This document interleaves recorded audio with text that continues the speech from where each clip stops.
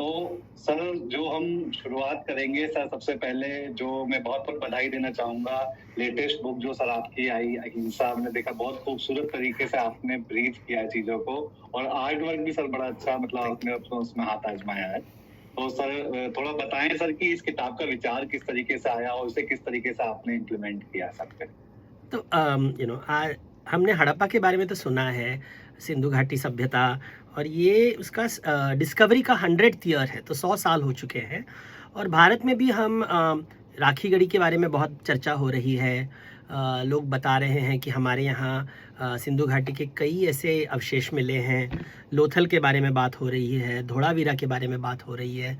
तो मुझे लगा कि एक सरल किताब जिससे ये समझ में आए, और ज़्यादातर मेरा ध्यान आख्यानों पे था कि ये एक संस्कृति है जिसके बारे में हमें कुछ नहीं पता। ये कौन से कहानी बताते थे, उनके विचार क्या थे, उनका विश्वास क्या था, उनके देवी देवता कौन थे। तो मैंने कहा कि एक किताब लिखता हूँ जिससे हमें इनके बारे में कुछ जानकारी प्राप्त हो। बहुत सुंदर सर। तो सर हम इतनी सारी, मतलब आपकी तो मतलब किताबों की अगर गिनती करने बैठेंगे तो मतलब आसान नहीं होगा किसी के लिए भी। तो सर फिर ये जो डिफरेंट इस तरीके के जब टॉपिक की बात आती है, मतलब एक तो माइथोलॉजी की बात हो गई, माइथोलॉजी बिल्कुल एक अलग टॉपिक है। और लेकिन जब ये हमारी सभ्यता की बात आई, जो आपने जिस तरीके से हड़प्पा और उसकी बात है, तो सर ये वाला टॉपिक और मतलब कुछ उससे अलग क्या, मतलब उसमें डिफरेंस महसूस करते हैं या कई चीजों में सिमिलरिटी भी आई सर इस तरीके से? तो ये माइथोलॉजी ही है, एटलीस्ट द फर्स्ट पोर्शन। क्योंकि माइथोलॉजी का मतलब क्या है, लोगों को दुनिया को देखने का तरीका, हम कैसे देखते हैं और उसे हम व्यक्त करते हैं कथा के रूप में। तो जैसे जैन लोग होते हैं, वो अपने दुनिया को, अपने ब्रह्मांड को कथाओं के द्वारा व्यक्त करते हैं। जैसे मेरी किताब थी बाहुबली तीर्थंकर, हिंदी में उसका अनुवाद तीर्थंकर हुआ है उसको, जहाँ पे हम बात करते हैं वासुदेव चक्रवर्ती तीर्थंकर, दुनिया में स्वर्ग नर्क सिद्धालय, ये एक विचार है कि दुनिया ऐसी है। यदि हम बौद्धों के बारे में बात करें तो बुद्ध क्षेत्र की बात होती है, स्तूपों के बारे में बात होती है, स्तूप के बारे में बात करते हैं, विहार के बारे में बात करते हैं। लेकिन हड़प्पा सभ्यता एक बहुत ही विचित्र सभ्यता है, इसके बारे में हमें ज़्यादा कुछ पता नहीं है। ये लोग कौन थे, उनके विचार क्या थे, और क्या उनके विचार आज भी हमें प्रेरित करते हैं, ये लोग बहुत इसके ऊपर चर्चा होती है। तो मैंने देखा कि यहाँ पे कथा नहीं है, लेकिन जो आर्ट एंड आर्किटेक्चर है, उनका आर्ट है, सील है, आर्किटेक्चर है, इसको देखकर क्या हम ऐसा एक अनुमान लगा सकते हैं कि ये लोग सोचते क्या थे, इनका विचार क्या था। और मेरे हिसाब से कुछ बहुत चीज़ें प्रमाणित होती हैं यहाँ पे। सबसे बड़ी बात है कि ये अहिंसावादी सभ्यता है, क्योंकि यहाँ पे ना एक भी ऐसे नहीं मिला है कि यहाँ पे ये लोग युद्ध करते थे, यहाँ पे इनके पास हथियार था। यहाँ पे हथियार का कोई अवशेष मिले ही नहीं है, हथियार का नहीं, युद्ध के नहीं। ये बहुत ही विचित्र है, क्योंकि इसी समय जब हम मिस्र में देखते हैं, मेसोपोटामिया देखते हैं, इराक में देखते हैं, यहाँ पे जो सभ्यता थी जिनके साथ हड़प्पा का कनेक्शन था, यहाँ पे बहुत युद्ध होता है, बहुत हिंसा होती है। और फिर अगर आप कवर देखें तो हम देखते हैं कि यहाँ पे सील मिलते हैं जहाँ पे एक महिला दो व्यक्तियों को युद्ध से रोक रही है। ऐसा चित्र हमने कहीं नहीं देखा है दुनिया में, और इसके बारे में हम बात ही नहीं करते हैं कि भारत ये पहली सभ्यता है जहाँ पे हमें एक छोटा सा चित्र मिलता है जहाँ पे अहिंसा व्यक्त किया जा रहा है। आई थिंक ये बात हमारे युवा पीढ़ी तक पहुंचनी चाहिए, क्योंकि फिर उन्हें पता चलेगा कि अहिंसावाद कोई केवल शाकाहारी नहीं है या केवल गांधीवादी नहीं है, ये हजारों साल से हमारे यहाँ इसकी एक परंपरा रही है। तो ये बातें जो होती हैं वो मिथक दुनिया से आती है, और आध्यात्म बातें होती हैं, और इसलिए मैं इनको मेरी किताब में लिखता हूँ। अगर ये मिथोलॉजी के साथ जुड़ा नहीं होता तो शायद मुझे इसमें इंटरेस्ट नहीं होता। सर जब आपने पिछली किताब जैसे बताया, आपने बाहुबली लिखी थी, अभी जब इस वाली बुक का सर कवर देखा, अहिंसा लिखा था, तो पहली नजर में ऐसा लगा कि उसका ही एक्सटेंशन तो नहीं है, क्योंकि वो जैन पे थी। क्या होता है, लोग हम अहिंसा बोलते ही जैनों के बारे में बात करते हैं, फिर शाकाहारी खाने के बारे में बात करते हैं, फिर गांधी जी के बारे में बात करते हैं। हम ये नहीं देखते कि अहिंसावाद का अर्थ क्या है, और ये बेसिकली वणिक समाज से जुड़ा हुआ है। जो क्षत्रिय होते थे वो युद्ध करते हैं, तो हिंसा की बात करते हैं, और फिर युद्ध ठीक है, गलत है, सही है, इसके ऊपर जैसे गीता में बात होती है। लेकिन जो वणिक समाज होता है वो कहते हैं कि युद्ध नहीं करना चाहिए, व्यापार करना चाहिए। व्यापार से ही अहिंसावाद एक सामाजिक सत्य बनता है, क्योंकि फिर हमें युद्ध करने की आवश्यकता नहीं है, क्योंकि बाजार में लेन देन की बातें होती हैं। तो किसी को हम एक दूसरे का दुख दर्द समझते हैं, आपको क्या चाहिए, मुझे क्या चाहिए, हम डिस्कस कर सकते हैं और व्यापार के माध्यम से सुख शांति खुशहाली फैला सकते हैं। तो अहिंसा का बेसिस व्यापार से जुड़ा हुआ है। इसलिए जब हम देखते हैं कि बुद्ध धर्म, जैन धर्म, वो हमेशा व्यापारियों के साथ, वणिक समाज के साथ जुड़ा हुआ है। और मेरा ये मानना है कि हड़प्पा भी जो एक वणिक समाज था, यहाँ की जो सभ्यता थी वो व्यापार करती थी मिडल ईस्ट के साथ, ओमान के साथ, बहरीन के साथ, इराक के साथ। ये जो सभ्यता थी ये वणिकों की समझ थी, और तो यहाँ पे अहिंसावादी होना अनिवार्य था, क्योंकि वो बोल रहे थे कि देखो इस लड़ाई झगड़े से व्यापार में नुकसान होता है। तो एक नए तरीका सोचना, और ये जो विचार है ज़्यादातर लोग बात नहीं करते। हम अहिंसा केवल क्षत्रियों के साथ जोड़ते हैं, वणिकों के साथ नहीं। तो मुझे लगता है कि हड़प्पा एक बनियों की सभ्यता है। सर, जैसे जब आप माइथोलॉजी पे आपने इतना लिखा, तो जब हम माइथोलॉजी की बात करते हैं तो उसमें हमारे पास, क्योंकि माइथोलॉजी एक पुरानी चीज है, मतलब जो काफी समय पहले चीजें घट चुकी हैं, तो उसके बारे में जब हम बात करते हैं तो हमारे पास एक साधन होता है कि हम किताबें पढ़ के उसके बारे में जानकारी हासिल करें। लेकिन जब आप जैसे हड़प्पा की बात करें या जो अभी प्राचीन सभ्यताएं हैं उनकी सर जब बात करते हैं, तो अभी तो आपने बताया कि सील से आपने उन चीजों को मतलब वो किया, सर जो उनकी अवशेष हैं वो अभी भी मौजूद सारी जगह। तो सर क्या मतलब कभी आपने इस तरह से भी सोचा कि आप उस जगह जाके उस तरह की चीजों, जैसे आप मतलब ट्रैवल में भी सर आपको देखते हैं कि काफी आप मतलब ट्रैवल भी करते हैं, तो इस तरीके का सब कुछ आपने विचार किया? तो मैं लोथल गया हूँ, लोथल गया हूँ कई सालों पहले, और वहाँ पे वो ईंट जो है, वहाँ का जो हम टॉयलेट्स की बात करते हैं, उनका वहाँ का डॉक जो है वो सब मैंने देखा है। फिर दिल्ली में जो म्यूज़ियम है, संग्रहालय है, वहाँ पे वो डांसिंग गर्ल की इमेज मैंने देखी है। तो कई अवशेष मैंने देखे हैं। तो देखिए, जब हम मिथोलॉजी की बात करते हैं, केवल कथा नहीं होता है, प्रतीकों के बारे में भी बात करना पड़ता है, मूर्तियों के बारे में बात करना पड़ता है, आर्किटेक्चर, शिल्पशास्त्र के बारे में बात करना पड़ता है, वास्तुशास्त्र के बारे में बात करना पड़ता है, और रिचुअल्स, कर्मकांड के बारे में भी बात करना पड़ता है। तो ये सब देखकर ही हमें एक लोगों के मिथोलॉजी समझ में आता है। केवल कथा से सब बातें नहीं निकलती। जैसे शिवजी भस्म लगाते हैं, तो वो भस्म से एक कथा निकलती है। विष्णु जी चंदन लगाते हैं, भस्म को बनाने के लिए लकड़ी हम जलाते हैं, चंदन को बनाने के लिए हम लकड़ी को घिसते हैं पानी के साथ। तो विष्णु जी या जो हरि हैं वो पानी और चंदन और सुगंध के साथ जुड़े हुए हैं, शिव जी भस्म के साथ जुड़े हुए हैं। तो वैसे जैसे ये जो प्रतीक है, सिंबल्स हैं, इनसे हमें कई जानकारी मिलती है। वैसे ही कि हम देखते हैं कि जो हड़प्पा सभ्यता है, यहाँ पे वो एक ही प्रकार का सील बनाते थे, एक ही पत्थर को इस्तेमाल करके, एक ही रंग का होता था, डिज़ाइन एकदम फिक्स्ड था। उनका मेजरमेंट, उनका जो मापदंड का जो सिस्टम था वो एकदम एग्जैक्ट था 500 साल तक। और आज भी हम कुछ चीज़ें हैं हड़प्पा के जो आज भी हम इस्तेमाल करते हैं। जैसे सोना के लिए जब हम रत्ती की बात करते हैं, रत्ती भर सोना जब ये रत्ती है, वो हम देखते हैं कि ये रत्ती की बात हम हड़प्पा भी मिलता है। वो रत्ती के बारे में, रत्ती के मापदंड करते हैं सोने के लिए। तो ये जो कॉन्सेप्ट है हम देखते हैं हड़प्पा से आता है। तो ये बहुत ही चीज़ें हैं जो हम सोचते नहीं हैं इसके बारे में।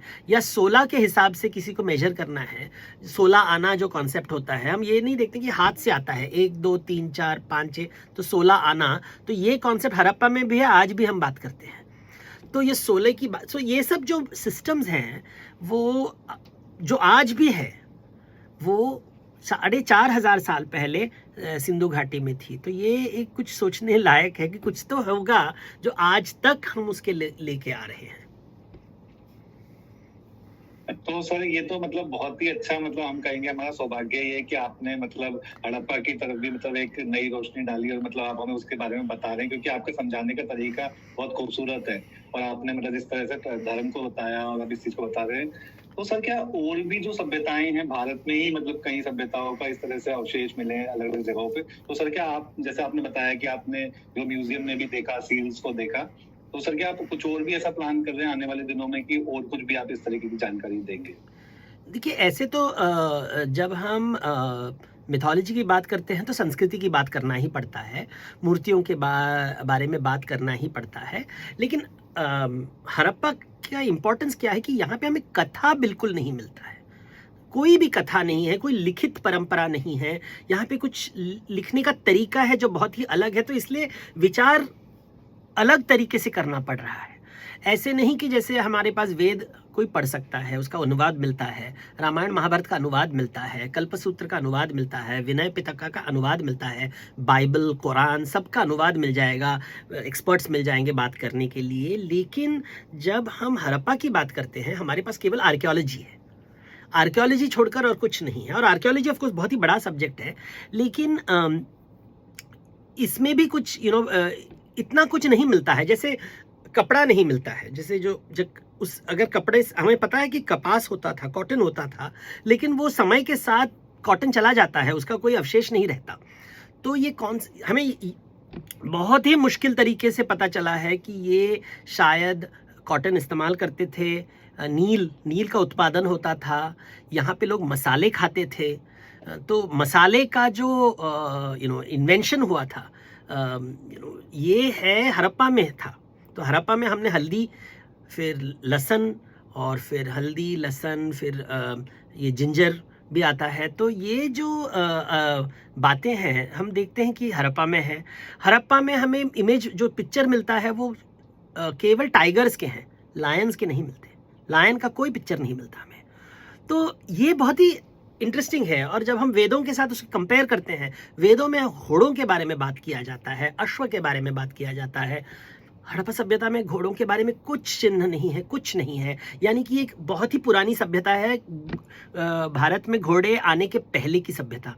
तो इससे पता चलता है कि हमारा देश कई हजारों साल से, इसमें हमारी जो संस्कृति है ये एक तो पुरानी है, और हम पुरानी बातों को भूलते नहीं हैं। हमने याद नहीं रखा था कि हड़प्पा एक सभ्यता था हमारे पास, लेकिन आज भी हम मसाले इस्तेमाल कर रहे हैं, आज भी सिंदूर इस्तेमाल कर रहे हैं, आज भी वो जो सिंबल्स कुछ देख रहे हैं हम वहाँ पे, जैसे स्वस्तिक चिन्ह है, वो आज भी हम इस्तेमाल कर रहे हैं। उस समय उसे स्वस्तिक बोला जाता था कि नहीं, हमें पता नहीं है, लेकिन स्वस्तिक चिन्ह हमें मिलता है। मंगलसूत्र जैसी चीज़ें मिल रही हैं। तो ये सब सोचने लायक है। सर आप लगातार मतलब अपने पाठकों को सरप्राइज करते रहते हैं कि पहले आपने मतलब जैन धर्म पे पुस्तक लिखी, इस बार बिल्कुल एक नए टॉपिक को लेके आए हैं। तो सर आने वाले दिनों में मतलब आप किस तरह से वो सरप्राइज करने का विचार बना रहे हैं? नहीं, ऐसे तो भारत में ना हरि अनंत, हरि कथा अनंत, तो कहानी तो बहुत है यहाँ पे। तो बौद्ध धर्म के ऊपर मुझे लिखना है, तो जातिवाद के ऊपर मुझे लिखना है, मुझे पशुओं के बारे में और एक किताब लिखना है, पक्षियों के बारे में। तो भारत में अगर हम देखे जाएं तो भूगोल में, भारत के जो भूगोल है उसके साथ कितनी कथाएं जुड़ी हुई हैं। स्थल पुराण है, जो फिर जाति पुराण है, जो अलग अलग जातियों की जो कथा होती है बहुत अलग होती है। कुछ मौखिक हैं, कुछ लिखित हैं, कुछ नहीं हैं, कुछ पुरानी हैं। जैसे वणिकों की कहानी अलग है, क्षत्रियों की कहानी अलग है, ब्राह्मणों की कहानी अलग है। उत्तर भारत में जो खत्री लोग हैं उनकी कहानी बहुत अलग होती है। साउथ इंडिया में जाओ तो कुछ अलग कहानी मिलता है। वोकलिंगों की कहानी अलग है, लिंगायतों की कहानी अलग है। हमें लगता है कि भारत में केवल ये चातुर्वर्ण है। तो ये सब जब हम देखते हैं कि भारत में इतनी चीज़ें हैं, और लोग जब वाद विवाद करते हैं, मुझे लगता है कि वो कुछ पढ़ते नहीं हैं, वाद विवाद में झुल जाते हैं। लेकिन जो सरस्वती है हमारे देश में, इतना सरस्वती है कि एक भंडार है यहाँ पे। और मुझे युवा पीढ़ी को दिखाना है कि देखो तुम अली बाबा जैसे हो, और ये पूरा एक गुफा है जहाँ पे इतने प्रकार के रत्न हैं। तो इस रत्न का अनुभव करो, एंजॉय करो, सीखो, और जानो कि आपके देश में क्या क्या है। सर जो क्रिएटिव लोग होते हैं, मतलब जैसे हम अलग अलग क्रिएटिव फील्ड के लोगों से बात करते हैं, तो वो सबका, चाहे वो मतलब विजुअल मीडियम में हो चाहे राइटिंग में हो, सबको ये रहता है कि इतने सारे आइडियाज है, इतनी सारी चीजें आपने बताया कि पूरा एक मतलब अली बाबा की गुफा का खजाना है। तो लेकिन सर फिर वो एक कई बार मन में ऐसा भी आता है कि समय कम है या पता नहीं इतनी सारी चीजें मैं कैसे कर पाऊंगा, तो फिर एक सर वो मतलब प्रायोरिटाइज करना पड़ता है। तो आपने सर ऐसा कुछ सोचा है कि ये चीज तो करनी ही करनी है, इतनी चीजें मुझे मतलब बतानी है? देखो जल्दी क्या है, मैं हमेशा कहता हूँ कि जल्दी क्या है, हम किसे बचाना है, घर में आग तो नहीं लगी है, ये तो हम अपने सुख के लिए, ये कहानियाँ हज़ारों साल से रही है, हज़ारों साल भी रहेगी। तो मुझे वो, मैं एक एक दिन लेके चलता हूँ, ऐसे नहीं कि मुझे कुछ ख़त्म करना है, कोई एक प्रतियोगिता है जहाँ मुझे जीतना है। तो ये मैं सोचता भी नहीं हूँ कि कितना करना है, जब तक कर सकेंगे करेंगे, जिस दिन नहीं कर सकेंगे नहीं करेंगे। बट इतना आनंद मिलता है करते समय कि वो आनंद का अनुभव, जैसे तुलसीदास जी ने कहा था कि उन्हें पूछा गया कि आप तुलसी रामायण किसके लिए लिख रहे हो, पैसे तो नहीं मिल रहे हैं आपको, तो उन्होंने कहा कि आत्मरति के लिए बनाए हैं। तो आत्मरति के लिए जब हम काम करते हैं तो बहुत ही मज़ा आता है और काम चलता रहता है। तो ये लिखने का वही मज़ा है, जब तक आनंद मिलेगा तब तक हम लिखते रहेंगे। और लोगों को ये बहुत सुख अच्छा लगता है कि लोगों को इसके बारे में कुछ नया बताना, बिकॉज कई चीज़ें हैं जो स्कॉलर्स को पता होता है। जैसे हड़प्पा में मैंने देखा कि कई चीज़ें होती थी स्कॉलर्स को पता होती है, लोकल लोगों को नहीं पता है, या आम जनता को नहीं पता है। अभी जैसे हड़प्पा के बारे में जब मैं पढ़ता था, मैंने देखा कि केवल यूपीएससी के जो स्टूडेंट्स होते हैं वो ज़्यादातर हड़प्पा के बारे में पढ़ते हैं, क्योंकि उनको एग्जाम में पास होना है। लेकिन एवरेज स्टूडेंट को अगर हम पूछें स्कूल के बाद, कोई हड़प्पा के बारे में सोचता भी नहीं है। हम राजपूतों के बारे में बात करते हैं और मराठों के बारे में बात करते हैं, बट हम हड़प्पा सभ्यता के बारे में ज़्यादा, ये ढोलावीरा क्या था, वो कैसे व्यापार करते थे, इसके बारे में, और इससे अर्थव्यवस्था के बारे में जानकारी, राजनीति के बारे में जानकारी, इस कला के बारे में जानकारी, ये सब मैं देखता हूँ कि लोगों के इतने इंटरेस्ट नहीं, क्योंकि उसको ठीक से बताया नहीं गया है, समझाया नहीं गया है। और इसलिए मुझे लगा कि ये किताब केवल आख्यानों के बारे में नहीं है, ये कैसे हम सोचते हैं दुनिया के बारे में, हमें अपने भूत के बारे में, भूतकाल के बारे में कैसे ज्ञान मिलता है, इतिहास का ज्ञान कहाँ से आता है, कैसे आता है, ऐसे कोई मैजिक तो थोड़ी ना है, हमें उससे निकालना है, एक मंथन करना है, जो भी डेटा है, जो भी इंफॉर्मेशन है। कुछ बातें पता चलती हैं, कुछ बातें नहीं समझ में आती है, तो इस कुछ चीज़ों का प्रमाण है, कुछ चीज़ों का विश्वास है। तो ये अलग अलग प्रकार की जो चीज़ें हैं, इसके ऊपर ध्यान देना मुझे लगता है इम्पॉर्टेंट है। नहीं तो हम केवल वो जो कंठस्थ करके स्कूल में जो बाय हार्ट करते हैं करेंगे और ज्ञान नहीं प्राप्त करते हैं। तो ये किताबों का मुझे लगता है कि केवल नॉलेज देना नहीं है, बट नॉलेज कैसे बनाना है, कैसे हम उसका उत्पत्ति कैसे होती है, ये भी मुझे दिखाना है ऐसे किताबों में। बहुत सुंदर बात आपने कही कि आत्मरति के लिए जो मतलब है, तो ये तो सर आपने बहुत ही अच्छा मतलब विचार बताया कि भाई आपको खुद सुख मिल रहा है, क्योंकि हर आदमी कर रहा है तो एक उद्देश्य होता था पीछे, लेकिन जो आपने बताया कि उससे तो फिर बिल्कुल वो हो गया कि बहुत अच्छा आप प्रयास कर रहे हैं। तो सर एक जो अभी मतलब आप तो अपनी तरफ से बहुत अच्छा प्रयास कर रहे हैं, लेकिन आज जो एक बहुत बड़ी चुनौती सर सब इस बारे में बात कर रहे हैं कि युवाओं के सामने की किताबों से जो इंटरेस्ट एक मतलब युवा पीढ़ी का एक मतलब कहा जा रहा है कि कम हो रहा है या विजुअल मीडियम की तरफ ज्यादा वो जा रहा है, तो सर उसे आप किस तरीके से देख रहे हैं? आपकी नजर में मतलब ये क्या समस्या है और क्या इसका समाधान है या नहीं है, वो सब बताएं। देखिए हम जब स्कूल जाते हैं तो अगर आप किसी को पूछो आप स्कूल क्यों जा रहे हो, तो वो कहते हैं जॉब के लिए, मुझे जॉब चाहिए। हम स्कूल जिज्ञासा के लिए नहीं जाते हैं कि हमें कुछ सीखना है, कुछ इंटरेस्ट है उसके लिए, और ना कि जिज्ञासा जागृत करते हैं स्कूल में किसी ने, ना फैमिली जिज्ञासा कहते हैं कि जैसे एग्जाम में पास करो और पढ़ाई करो, पास करो, जॉब करो। तो हमें पढ़ाई से घृणा होती है, क्योंकि एक प्रकार का एक अत्याचार होता है बच्चों में कि पढ़ाओ, पढ़ने का नाम लेते ही गुस्सा आ जाता है। और हमें जो सुख और भोग जो हम चाहते हैं दुनिया में, उससे प्रेम होता है। अगर आप किसी को खाना दें तो रिसेंटली एक बुक फेयर हुआ था, वहाँ बुक फेयर में उन्होंने फूड कोर्ट रखा था और बुक फेयर रखा था। उन्होंने देखा कि ज़्यादा खाना बिका है और किताब कुछ बिका ही नहीं, क्योंकि हमें लक्ष्मी के सामने सरस्वती हार मानती है, क्योंकि हर आदमी को लक्ष्मी चाहिए, सरस्वती कुछ लोगों को ही चाहिए जिसे जिज्ञासा का महत्व समझ में आता है। तो मैं मानता हूं कि सब लोग ना पढ़े तो चलता, ये नॉर्मल है। ये दुनिया में केवल छोटे प्रतिशत लोग पढ़ते हैं जिनको जिज्ञासा है, जिन्हें जिंदगी में सुख चाहिए, क्योंकि भोग विलास से सुख नहीं मिलता, ज्ञान से ही सुख मिलता है।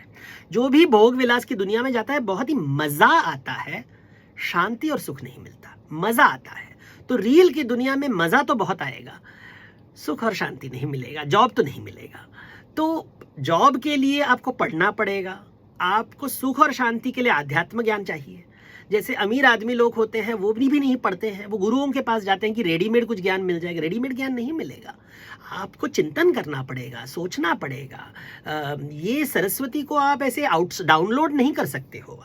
आप किसी को हायर कर सकते हो जॉब करने के लिए, लेकिन किसी को ज्ञान देने के लिए आप हायर, जितने भी गुरुओं के पास जाओ वो चिंतन मनन नहीं करेंगे। श्रवण तो छोटी बात है, सुनना, फिर उसके ऊपर चिंता करना, उसके ऊपर विचार करना, उसका एप्लीकेशन करना, वो एक दुनिया है। और हम आध्यात्म ज्ञान के तरफ जाते ही नहीं है, सोचते भी नहीं है उसके बारे में। और फिर हम बोलते हैं कि दुनिया में हमारे इतना दुख क्यों है। अमीर आदमी भी दुखी है, गरीब आदमी भी दुखी है, पुरुष भी दुखी है, स्त्री भी दुखी है, राजा भी दुखी है, रंक भी दुखी है। तो सब लोग दुखी हैं और बोल रहे हैं कि ऐसे डायबिटीज का आदमी कहता है कि मैं जिम नहीं जाऊंगा, डाइट नहीं मैनेज करूंगा, एक्सरसाइज नहीं करूंगा, लेकिन आप मुझे ठीक कर लो। तो हम जादूगर ढूंढ रहे हैं। तो जादूगर से थोड़ी ना होगा। अभी देखिए ना, आजकल मीडिया में कितने प्रकार के रंग बिरंगी जादूगर फैले हैं और बहुत हिट है, बहुत पैसे कमाते हैं, लेकिन वो भी दुखी हैं, क्योंकि जादू से थोड़ी ना उन्हें सुख मिल रहा है। तो जादू से जादूगर भी दुखी। तो ज्ञान चाहिए। सरस्वती किताबों में केवल मौखिक परंपरा में भी हो, लेकिन चिंतन करना, जिज्ञासा होना, फिर जाके किताब के तरफ जाना इंपॉर्टेंट है। तो मैं कहता हूँ, कई लोग कहते हैं कि सर मेरे बच्चे पढ़ते नहीं है। सर ना पढ़ने मत दो, क्या फर्क पड़ता है, मत पढ़ो। आप पढ़ते हो, बताओ कितनी किताब आपके पास है। अगर आप नहीं पढ़ रहे हो तो आपके बच्चे क्यों पढ़े। आप घर में टीवी देख रहे हो तो बच्चे भी टीवी देखेंगे, आप रील देख रहे हो बच्चे भी टीवी देख, आप पढ़ नहीं रहे हो तो फिर आप अगर पढ़ नहीं रहे हो तो बच्चे क्यों पढ़ रहे हैं। आप तो लास्ट टाइम स्कूल में पढ़ा था, उसके बाद तो पढ़ते नहीं हो, आपको लगता है पढ़ाई खत्म। ऐसे थोड़ी ना होता है। तो ये है बातें। तो कंप्लेन करना बहुत आसान है, बट ज्ञान तो हमेशा है, ज्ञान का सागर सारी तरफ है। अगर चाहिए तो जस्ट 2 मिनट लगता है, गूगल कर लो, मीटिंग विकिपीडिया में मिल जाएगा ज्ञान। पैसे नहीं हैं तो फ्री में मिलता है वेबसाइट्स में ज्ञान। इतना कुछ मुश्किल आजकल तो बहुत ही आसान है फ़ोन से। तो बहुत ही पहले ज़माने में एटलीस्ट घूम लाइब्रेरी जाना पड़ता है था, स्कूल नहीं होते थे। अभी तो सब कुछ है, 2 सेकंड में मिलता है। लेकिन जिज्ञासा नहीं होगी तो सर्च बटन में क्या सर्च करेंगे हम। बहुत सुंदर समाधान सर आपने बताया कि इस समस्या का जो एक बहुत बड़ी समस्या सब लोग जूझ रहे हैं। तो सर हमसे बात करने के लिए बहुत बहुत धन्यवाद आपका। Thank you so much, thank you so much, thank you.